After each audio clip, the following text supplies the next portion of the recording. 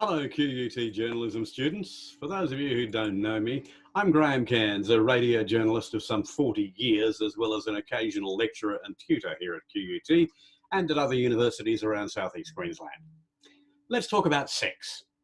Okay, now that I have your attention, yes, it is a daggy old joke, which is fair enough because I'm a daggy old dad, but it contains a kernel of truth. And that truth is, with radio news, what you are saying and what you are doing is not the most important thing in the lives of your listeners. And you need to cut through the clatter to get their attention. You need to keep it simple. You need to keep it clear. And you need to make it important to the listener. As you've been told, no doubt, a number of times so far in your journalism courses, the key thing about audio is that the listener can only hear it once. They can't read or see your script. Once what you've said has gone to air, there are no gimmies. There are no do-overs. There are no, let me read that again. The only chance you get to get the story across, and the only chance the listener gets to understand, is as it goes to air. And bear in mind that unlike your university lecturers and tutors who will be marking your breathless prose, the listener is not actually giving your words their whole attention. Chances are they're driving or cooking or ironing or, well, otherwise engaged. So it's vital that you cut through the first time. Let me give you an example I came across this week from one of my favorite news magazines. Like many hotels in America, it says, Donald Trump's luxury downtown DC hotel has taken a massive hit from the COVID-19 pandemic and is asking its landlord for a break on its monthly rent. But this particular property is unique in that the landlord takes its orders from the president himself. The Trump International Hotel in Washington, D.C. operates out of a federally owned property, an old post office building just blocks from the White House. In 2013, the Trump organization signed a lease to operate a hotel in the building and promised to pay at least $3 million a year in rent. Now, the New York Times reported on Tuesday, the Trump organization has approached the General Services Administration, the federal agency that operates as a landlord for the Trump Hotel and other government-owned properties, about some kind of break on the rent. Well, that tells you the story, or at least the beginning of it, but it is complicated. And you'd probably want to reread a couple of the middle paragraphs to understand it completely, which you can't do with radio. It also contains a lot of information which might be interesting, but is not vital to the story. Oh, and just to read that bit took 45 seconds. Consider instead if the story said, Donald Trump's luxury hotel in Washington, D.C. wants a tax break from its landlord, the US department that answers directly to the president.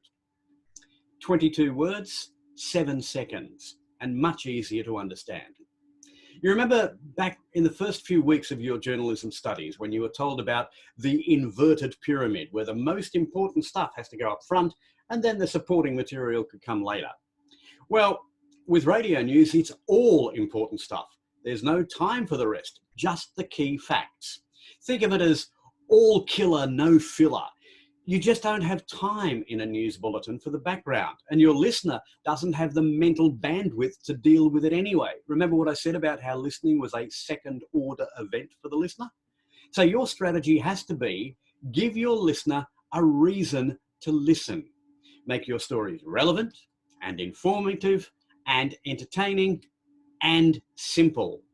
Of course, that also applies to most newspaper writing these days. I mean, it's not like the old days where the first reports of the charge of the Light Brigade actually took about 20 sentences before the journalist finally got to the facts of the massacre. Today's newspapers are much more conscious of the need to grab and maintain the interest of readers from the first sentence. So where does radio news writing differ from even the most tabloid of newspapers? It differs in writing specifically for the voice and for the ear. All journalists reread their copy, probably multiple times, to make sure that it is clear and crisp and comprehensible. But the radio news writer needs another filter. They need to make sure that the words they're using cannot be mispronounced or worse, misinterpreted. You should, for example, never choose a word which sounds like another, especially if those two words have a contradictory meaning. Your listener doesn't have time to figure out what you meant. It has to be crystal clear the first time they hear it. And here's another tip for writing radio news. Make sure that there are no convoluted constructions in your sentences. Or, if you would prefer it another way, keep sentences simple. Hear the difference? Avoid overly flowery flights of whimsy. Keep language simple. Avoid putting too many facts and too much information, no matter how interesting or entertaining or informative or quirky, into a sentence. Keep structure simple. Have you picked up the key here yet? It's simple. Word choice is important, and it should be simple. In general terms, go with the simplest words, those that don't carry emotional or linguistic baggage, if you like. And please, never use cop speak. The male attendant left the building and decamped in a southerly direction. Fortunately, most police speak isn't quite that bad, but it still needs rewriting. Here's a story from today, for example. Police are investigating the fatal wounding of a man in Surfers Paradise overnight.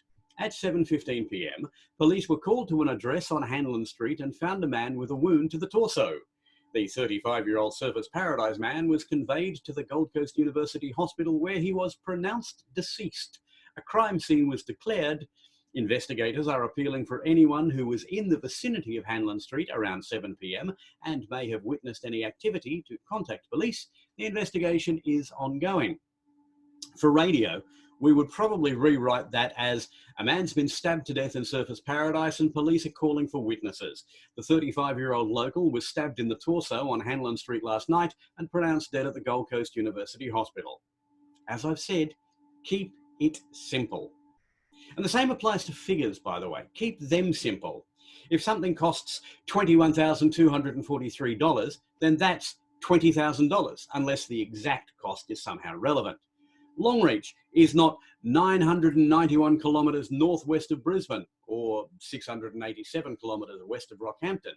It's in the state's central west, again, unless there is an overriding need to include the figures. You might, for example, write, a man has run 1,000 kilometres by road from Brisbane to Longreach carrying a duck's egg to raise funds for charity. And even then you'll notice that we rounded that up to 1,000 kilometres rather than being 991. And when you're writing figures in radio copy, write them out in words in full. So 1-1000 or 20-5-million. The reason for that is to make sure that the newsreader can't misread the figures. Even if you're the newsreader and even if you wrote the story yourself, as a matter of practice, you should always write figures out in words. And here's another tip. When you're writing radio news, don't just read what you've written, read it out loud. There is no easier way to find clumsy construction or wrong words or easy to mispronounce names or unclear language than there is to read it out loud. I'd suggest doing that for all copy, for radio, for TV, for newspapers, for magazines, for online. It helps in all styles of journalism. But in broadcast journalism, it doesn't just help, and especially for radio, it is crucial. So let's move on to structure. In the movie The Sound of Music, there's a song which begins with the lyric, "Let's start at the very beginning." It's a really good place to start. With radio news writing, that's really good advice. We've already said that the most important stuff should go at the front of every news story. But with packages or voice pieces, there's an added rule. You should write the newsreader introduction first. Why? Because the reader sets the scene for everything that follows. It should contain the hook to the story, it should set up the piece to follow, and it should make the listener want to listen. I teach public speaking in another context, and I often say to my students that they should be able to encapsulate their message in a single sentence. The same holds true for news stories. What's this story about? Can you write it in a single sentence?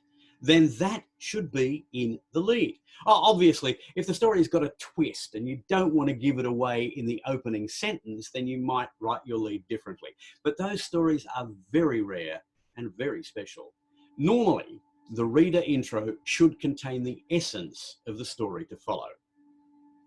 So now let's look at the thorny issue of tense. In general terms, we write for radio in the present tense, sometimes in the present perfect.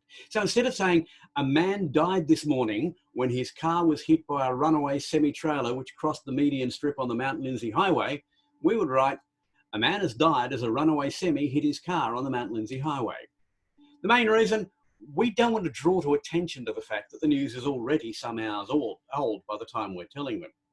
That's why we almost never say last week, unless there is some overriding reason to mention it.